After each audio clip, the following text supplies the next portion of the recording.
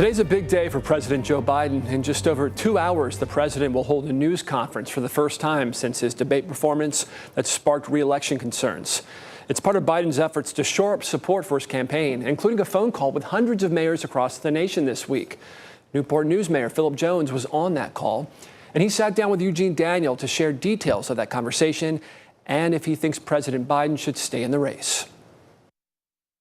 He always says, if I need to get the job done, I'm going to go to a mayor. Newport-News Mayor Phillip Jones is one of 200 mayors across the country who took part in a phone call with President Joe Biden this week. The president spoke to the local leaders for an hour Tuesday night as he tries to bounce back from the most challenging stretch of his re-election campaign. He acknowledged that the debate was a bad night for him.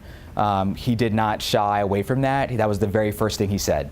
Just under 4 months away from the 2024 presidential election, and concerns are growing in the Democratic Party about President Joe Biden's chances of winning the race. This week, multiple lawmakers have publicly called for Biden to stop his run for a second term. On the call, Jones says Biden shared how critical the support of mayors will be in this race for the White House. He's calling on local leaders to tell people what the Biden administration has done for their communities. That administration has done wonders for the city of Newport News. He cites the impact of the Inflation Reduction Act and tax credits on the state's economy, and locally, millions of dollars in federal funding to Newport News. It was almost $70 million.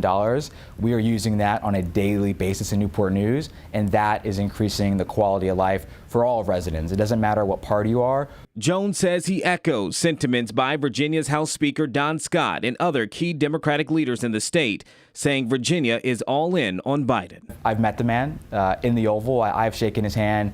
After Rich Neck, he was one of the people that called me and was able to check on me. And so what I will tell you is I do not shy away from a fight, and I'm not going to turn my back on my friends. In Newport News, Eugene Daniel, 13 News Now.